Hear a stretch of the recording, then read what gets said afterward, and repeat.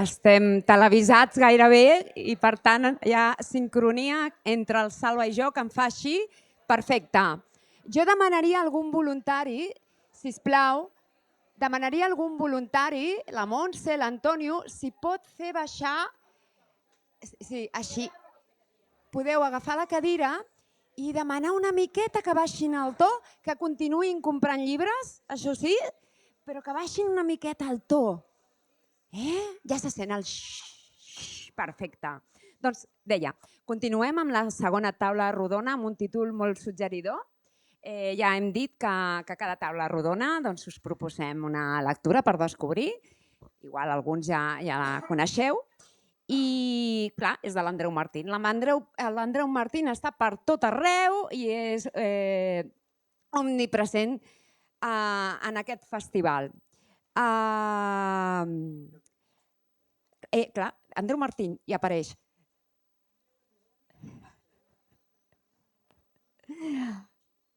Jutge i part. Aquesta taula rodona, jutge i part. Bé, un dels principis generals del dret és que ningú no pot ser jutge i part de la mateixa causa. Escoltar dir jutge i part té una connotació de corrupció. I en aquesta taula, que parlarem, entre altres coses, del tràfic tant de safirs com de dones per a l'explotació sexual, també ens preguntarem si és possible que aquests grups de delinqüents, en ocasions, explícitament organitzats en màfies, si és possible que no els enxampin i si se'n salven per la corrupció del sistema o potser perquè el sistema judicial és massa garantista. Hi ha molt a parlar, hi ha molt de debat. Per les persones que teniu el programa demà i tota la publicitat que hem fet a la xarxa durant tot aquest mes, veureu que hi ha el nom de la companya Fàtima Llambric, que ella també ens venia a parlar del tràfic de marihuana, però és el que té la companya, és presentadora, ja la coneixeu de TV3, i aquestes coses passen, viuen al fil de la notícia. I aquest cap de setmana li ha tocat cobrir un esdeveniment, s'ha excusat perquè li sap molt de greu perquè és de la terreta, ja l'he dit, dic, escolta, que ens teniu tots aquí, que t'estàvem esperant amb candeletes, però bé, teniu el seu llibre, el seu assaig, ella explica el món del tràfic de marihuana, el podeu comprar, també el recomano, com no, i ara centrem-nos en els llibres que ens proposen el Marc Pastor i la Maribel Torres. Com sempre, jo us presentaré, sou prou coneguts, però m'agrada fer una presentació explícita. Us agraeixo moltíssim que esteu aquí. Vull dir, tu de Barcelona i jo de Girona, ja veieu, anem fent territori i acabarem a Galícia. Aquesta tarda acabarem a Galícia. És de Barcelona, és criminòleg i escriptor de novel·la negra, treballa per a la policia científica dels Mossos d'Esquadra,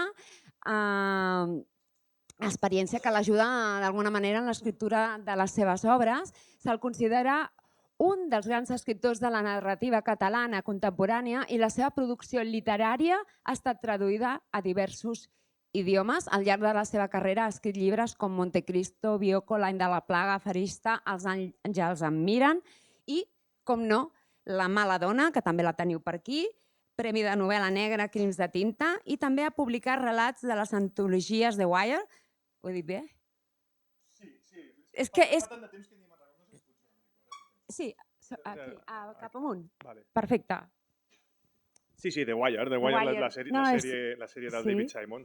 Saps què passa? Que aquí hi ha molta gent del club de lectura i hi ha com un divertimento quan jo començo a dir títols en el meu nefast anglès i per si de cas. The Wire és nivell fàcil. És nivell fàcil, d'acord. 10 dosis de la millor sèrie de televisió i Mossos d'Esquadra, els casos de ficció.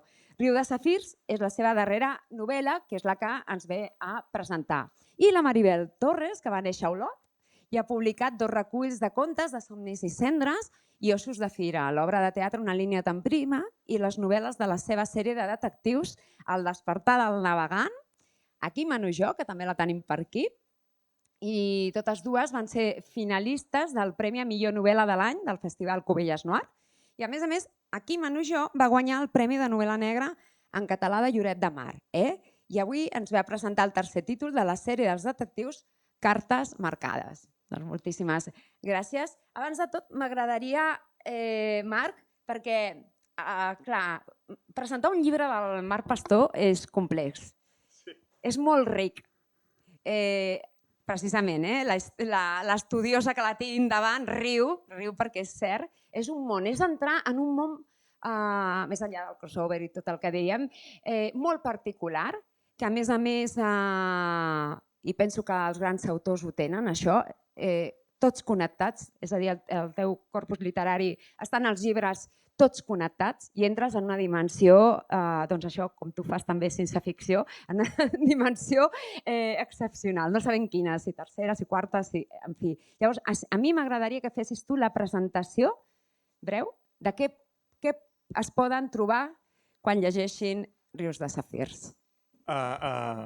És difícil perquè per això té 500 pàgines al llibre, perquè és el que vaig trigar en explicar de què va Riu de Safirs.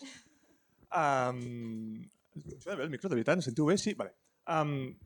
Riu de Safirs és una novel·la d'aventures ambientada a Madagascar al Caire del mil·lenni, a l'any 2000. Una novel·la d'aventures on hi ha un policia no vocacional, el Tahiri, que és destinat a un poblet que existeix de veritat, i després en parlarem, a l'Ilàcac, a un poblet enmig del desert, a Madagascar. És un poblet que està dominat per les màfies. El context de la novel·la és tot realista, la història és el que és la part de ficció que he ficcionat jo, però l'escenari de la novel·la és tot realista. És un poblet al desert de Madagascar on el 1998 es van descobrir un jaciment de safirs, un dels més importants del món, i això va provocar una espècie de febre de l'or, que va fer venir gent de tot arreu de l'illa primer i d'altres contrades després, sobretot del sud-est asiàtic, per explotar aquest jaciment. Amb tot el que significa, tots heu vist pel·lícules de l'Oest, tots sabeu el que és la febre d'or, tots sabeu que tot acaba malament amb un duel al sol a les portes del Saloon. Doncs, bàsicament, Riu de Safirs és el duel al sol a les portes del Saloon a Madagascar a l'any 2000. Veus? Però tu ho fas fàcil, eh? Si jo hagués d'haver fet aquest resum, de veritat, ara ja ens endissarem també en aquests rius de safirs.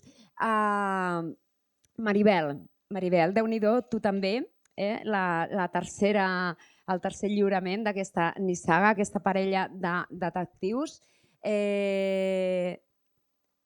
La detectiva es diu Adriana Miralles i té un ajudant que és el hacker Pau Escudero. I a mi, d'alguna manera, em recorden, no sé, perquè també ara amb de la Lònia Guiu, que havíem fet l'any passat, havíem fet una antologia d'una tirada, jo havia llegit Estudiant Lila només, i una tirada em vaig llegir la trilogia, i després vaig llegir la Maribel Torres, que m'he llegit tota la nissaga, però vaig llegir aquest perquè l'havies publicat, i d'alguna manera aquest pique que tenen, aquesta relació que tenen ells, que a més aquesta parella va creixent, em va recordar, i t'ho havia de dir, ara començarem de què va, Cartes marcades, però em va recordar, perquè penso que és bonic, els personatges de la Maria Antònia Oliver.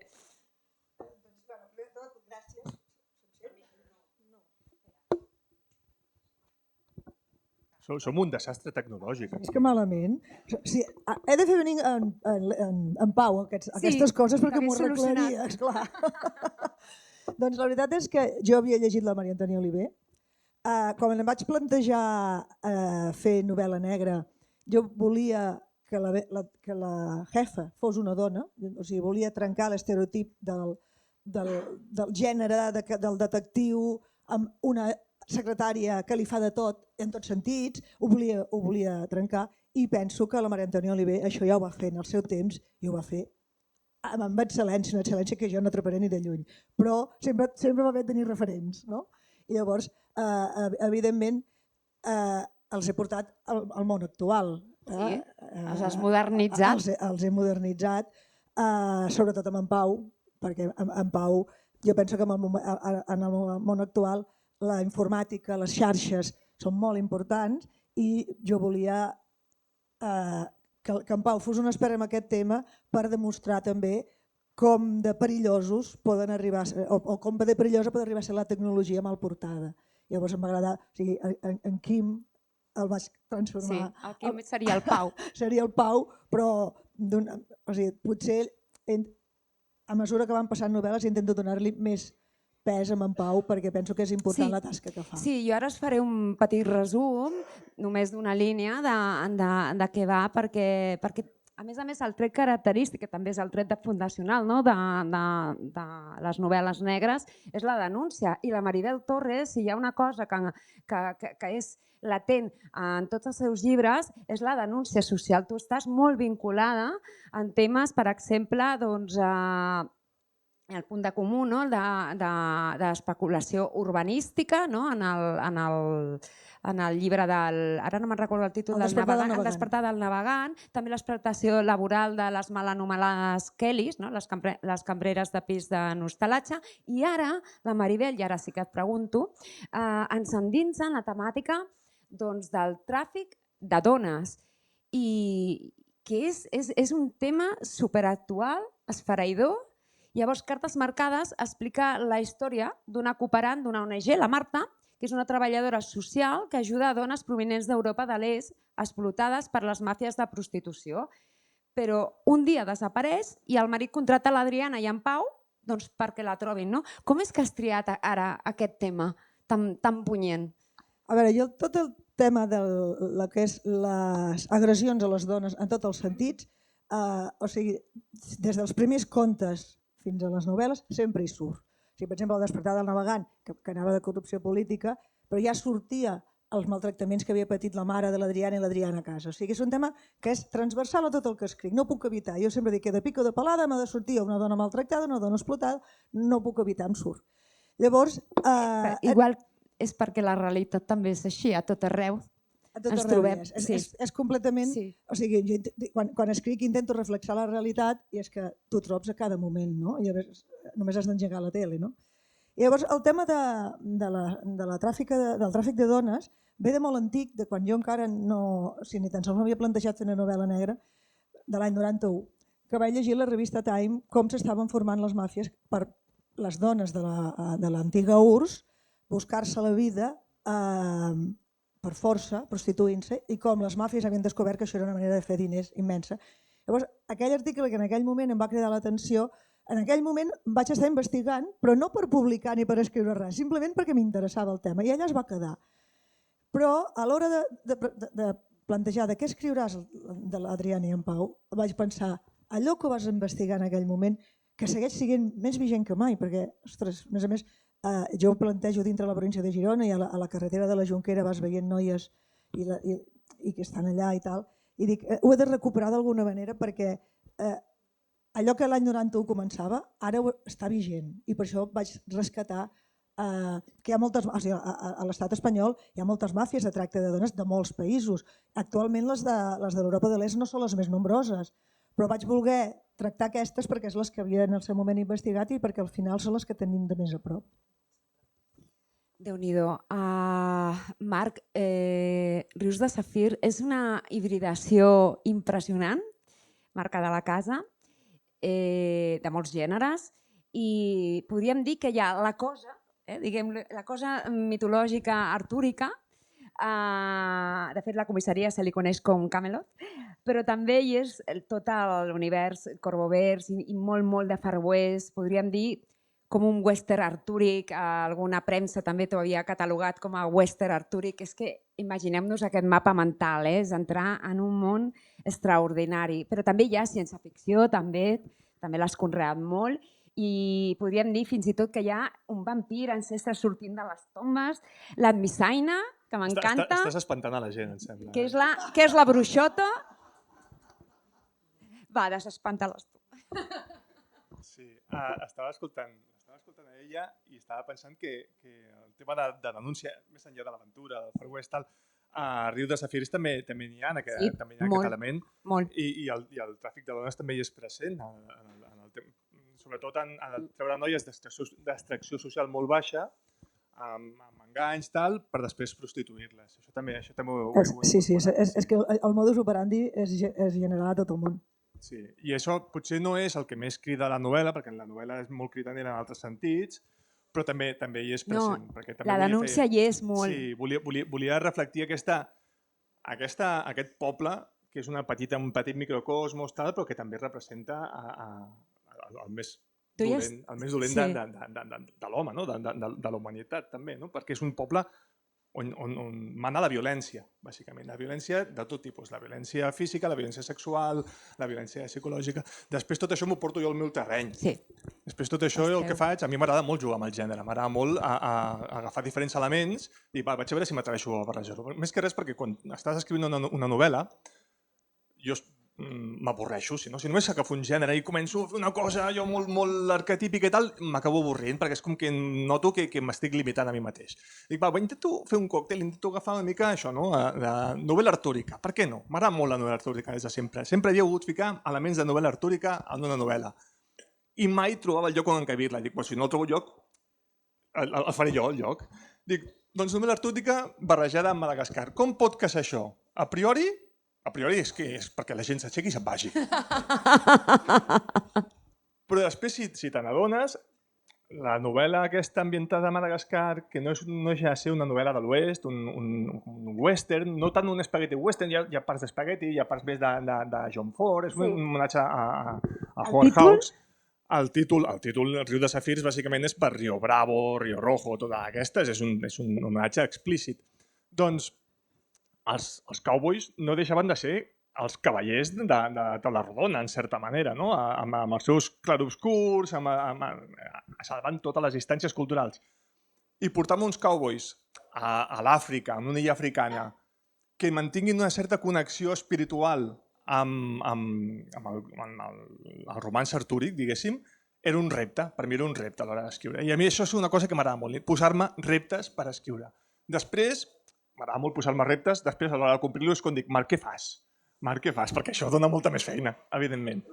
Però un cop acabes escrivint tot, un cop ho tens tot treballat, ho tens tot tancat, és molt plaent haver completat un trencaclosques sense tenir el mapa inicial del trencaclosques. Saps? Quan fas un trencaclosques sempre mires la tapa i dius, vale, aquí va l'ocell, aquí va el gos, tal. Doncs jo la tapa la tinc en blanc, en principi. I jo em vaig complicant la vida, però al final el trencaclosques agafa diferents colors, diferents formes, però tot acaba encaixant.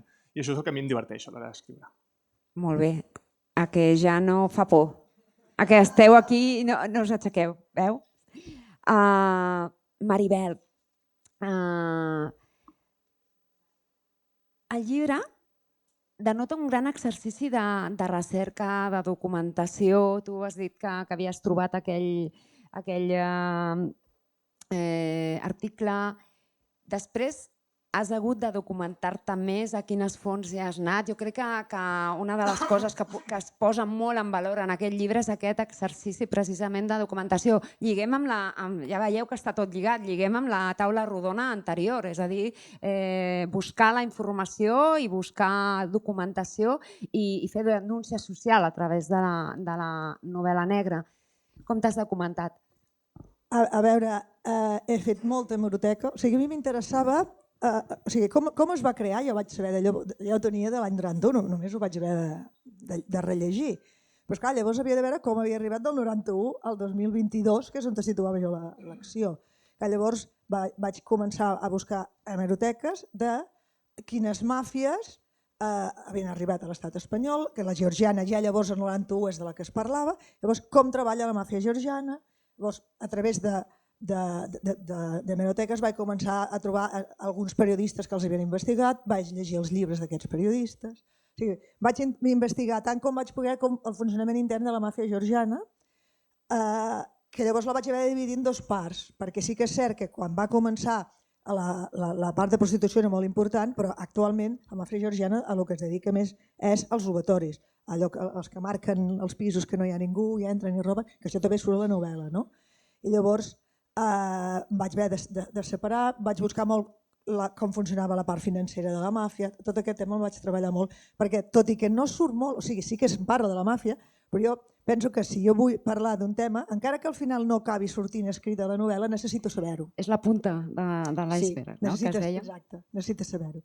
I llavors, per altra banda, vaig estar intentant trobar informació de xarxes de dones que hagin fugit de les xarxes de prostitució. Llavors, amb això també vaig tenir molta sort que a través de... Quan ja ho tenia molt perquè a mi em passa una mica com ell. Jo el puzzle no el faig amb el dibuix primer, jo el vaig fent sobre la marxa, el dibuix surt al final. I quan jo tenia tot mig empantanegat, a través d'un club de lectura d'aquí Manujo vaig conèixer una lectora que em va posar en contacte amb una noia que precisament treballa en una ONG que ajuda a prostitutes de xarxes a sortir, si volen o si poden, de la xarxa. Llavors, aquesta noia em va donar una visió molt més àmplia de la que jo tenia del món de la víctima i sobretot em va donar una visió que jo en el meu desconeixement imaginava que qualsevol noia que formava part d'una xarxa l'enganyaven o la forçaven a venir, però en certa manera la tenien sempre com tancada perquè no fugís. I això existeix, perquè veiem que hi ha els Mossos sense anar en pisos, que hi ha noies tancades i tal.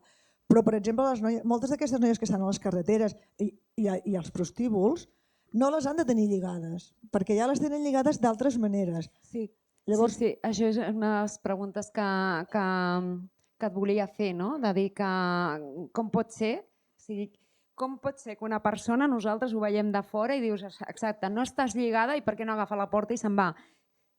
Com te la volia fer, ara ens has deixat així, no, volem saber-ho.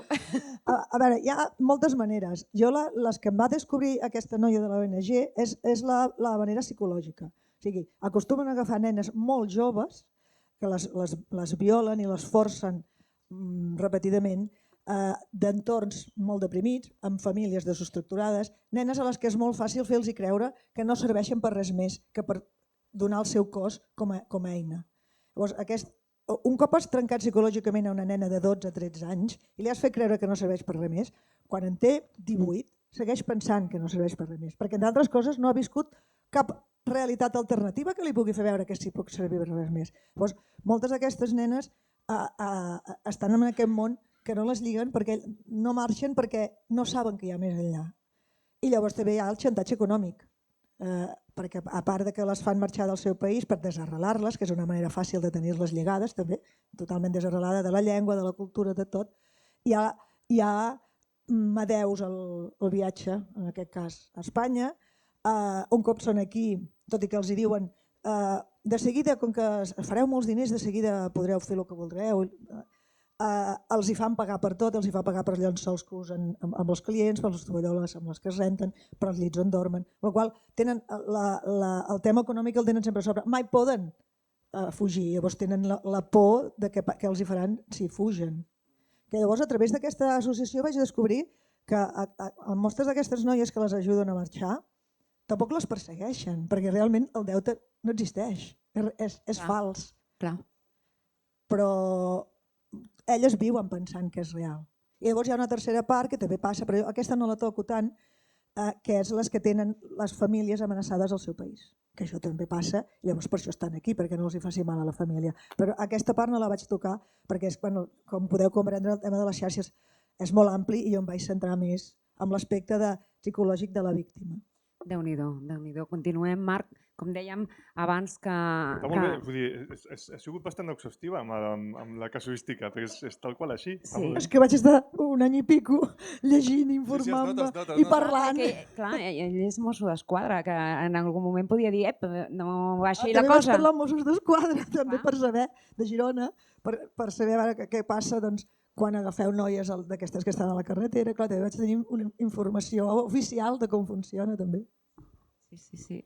Parlem, per exemple, primer, jo volia saber si havies estat i per què, i després parlem una miqueta de la denúncia social que també fas de l'economia de Madagascar. Sí. L'any 2014 vam viatjar amb la meva dona a Madagascar per finalitzar el procés d'adopció del nostre fill i havíem de viure-hi 3 mesos. Durant aquests 3 mesos fas diferents judicis, etc. I hi ha alguns moments en què et deixen sortir de la capital i diuen, escolta, tens unes setmanes que no has de signar cap paper, no has de fer res, pots viatjar. I aprofites, estàs allà, dius, estic a Madagascar, vaig a veure Madagascar. I vam voler fer un viatge de nord a sud per la illa, per la RN7, que surt, que és bastant protagonista en aquesta novel·la, la Route Nacional 7. És la carretera més turística de Madagascar i és més segur anar per dintre dels sots que per sobre de l'asfalt, perquè està completament trinxada. Sí, I estàvem fent tot el trajecte, vam entrar al Parc d'Isalo, que és on s'ambienta la novel·la, i volíem veure la finestra d'Isalo, que és un d'aquests 500 jocs que has de veure abans de morir, no? Aquestes llistes ximples que es fan. I van dir, anem a veure-la, anàvem amb un conductor que ens feia una mica també de seguretat i tot. És una illa molt segura, en principi, però té zones que no ho són. Com Catalunya. Volíem veure la finestra d'Isalo perquè diuen que és una formació rocosa. Imagineu-vos un dònut gegant de pedra i la posta de sol per darrere, es veu tot el desert, una cosa preciosa. Van dir, volem anar a veure la posta de sol darrere de la finestra d'Isalo. Diu, d'acord, però no l'anirem a veure a la posta de sol, anirem una hora i mitja abans. Van dir, bueno, però la posta de sol així no la veiem ja, però és que si anem a la posta de sol vindran els lladres de Zabús. Vindran els lladres de Zabús que, a pesar del seu nom, no roben ja Zabús, sinó que roben a turistes. Que està bé, em sembla, en certa manera, els turistes ens estem convertint en Zabús a tot el món. Doncs sí. Tots sabeu què és un Zabú, entenc, oi?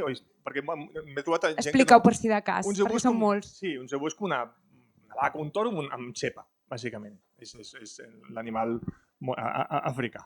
Doncs ens va dir això, no? Els lladres de Zabús esperen que vinguin els turistes, els pocs turistes que hi ha, esperen que vinguin els turistes i a la posta de sol el roben tal, de forma violenta i és molt poc segur. Van dir, bueno, doncs igual, anem una hora i mitja abans. Vam anar-hi, quan estàvem allà, ens diu, escolta, voleu veure safirs? I nosaltres estàvem fent turisme i van dir, què podem perdre-hi? Pues sí, anem a veure safirs. Diu, ens portaré a veure safirs.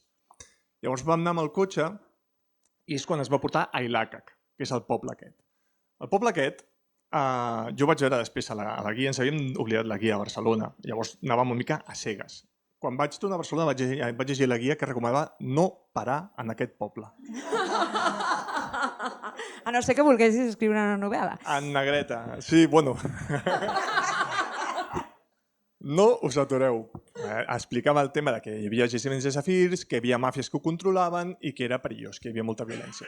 Doncs nosaltres, la meva dona i jo i el meu fill petit de no arribava a 2 anys, entrem tot cofois a Ilàcac, el poble més violent de Madagascar, amb el cotxe. El veus, Ilàcac és una espècie de necrosis al mig del desert, la carretera el creua com si fos una cicatriu. És un poble format de barraques, de fustes, de plàstics, i té frontera per davant amb un riu i per darrere amb un altre riu. És com Barcelona. Doncs hi entrem i ja només a l'entrada ja començo a veure en el riu gent buscant amb els tamisos, gent com netejant la terra. També hi havia gent netejant cotxes enmig del riu i tal. És com si És fos... una barreja molt estranya. Sí. Com si sí, Com ho és, això? De cop i volta te'n vas com 120 anys enrere i veus allò, doncs això, nens, dones, buscant, amb els tamisos, buscant alguna cosa a la terra. Clar, si ja anem a veure safirs ja ens podem imaginar el que estan buscant. Entrem en el poble, ens porta cap a una espècie de ranxo. Si heu vist Breaking Bad, sembla un ranxo típic de Breaking Bad. Ens porta un ranxo, entrem a dintre tal, i allà hi havia 2 o 3 indonesis, tailandesos, ho sento, del sud-est asiàtic, i allò estava netegíssim, supernet, estava netíssim. I tot com de columnes, pilars, amb safirs de totes mides, de tots colors, tal, i ens comencen a fer tot un tour que a nosaltres ja ens fa mala espina perquè venim de tot un lloc amb una misèria absoluta i de cop i volta allò tenien per cobrar en targeta. Era el primer cop en 600 quilòmetres que veiem una màquina per cobrar en targeta. Havies de sospitar. Estem mirant, ens ensenya tal, i diem, moltes gràcies, però no estem interessats. Quan diem no estem interessats, canvien la cara, deixen de ser amables, i el nostre conductor diu, bueno, doncs anem tirant. Sortim d'allà i només sortir, i aquí és la història que explico sempre perquè realment la llavor de la novel·la rau aquí, jo volia escriure una novel·la ambientada a Madagascar, ja no tan sols per l'experiència a la illa i tal, sinó perquè m'hi sento lligat emocionalment, no? Però no sabia què havia d'escriure. Quan surto d'aquell ranxo, per la carretera passa per davant un paio amb una moto de trial. El paio va vestit amb un uniforme com paramilitar, porta ulleres aquestes de mirall, tipus, saps, les ulleres aquestes de Clint Eastwood d'abans, de mirall, du un Kalashnikov creuat al davant i una dona amb un vestit vermell embotit completament a darrere, asseguda com si fos Sara Montiel a Veracruz. Passen per davant, jo em quedo així i dic, acaba de passar per davant la meva novel·la. O sigui, ara mateix tinc aquí, és el Far West, ja sé, tinc l'escenari, tinc els personatges, ja sé què vull escriure. Després, evidentment, has de ficar camelots i coses d'aquestes. Però aquell moment és el que dic, ja està. Aquí neix la novel·la. I fas això, no? També la denúncia, no? A mi m'ha cridat molt l'atenció, no? De que produeixen, una mica, doncs, també els pagesos aquí i tot, o sigui, tot, igual que Barcelona. Com produeixen, no? I l'arròs no poden consumir el seu que és més bo i va a exportar-lo. Sí, clar, arran d'aquells 3 mesos d'allà vaig parlar amb la gent, vam estar convivint amb la gent, vivíem en una caseta als afores de la capital i parlàvem molt amb el nostre Francesc Macarrònic. Pitjor que el meu. Bueno, si fa no fa segurament serà... Doncs el que sí que vam... Em sembla que t'estan cridant per allà. El que sí que vam veure és... Se'ns estan avisant 5 minuts, però allargarem una miqueta, no? Trigo 4 minuts en acabar. No queria, has de parlar tu, perdona. Doncs sí que te n'adones que la gent allà viu sota el domini de la corrupció. El govern només mira per ell mateix, ha venut el país a potències estrangeres, sobretot en aquell moment era més el sud-est asiàtic, ara mateix Madagascar pràcticament pertany a la Xina, fins al punt que la màxima producció de Madagascar, que és l'arròs, és un arròs molt bo, els xinesos l'importen cap a la Xina. L'exploten completament. De fet, la millor carretera de Madagascar és una carretera que han construït els xinesos que té fanals, fins i tot, que és perquè els camions vagin des dels camps d'arròs fins al port per poder portar-se l'arròs a la Xina. I el que fan els xinesos és exportar el seu arròs de pitjor qualitat perquè el mengin els malgaixos. Amb la qual cosa et trobes que un país que és molt ric de fauna, de flora, mediambientalment, tot viu sota el domini del neocolonialisme més salvatge i més bèstia que hi ha. I això també ho volia posar.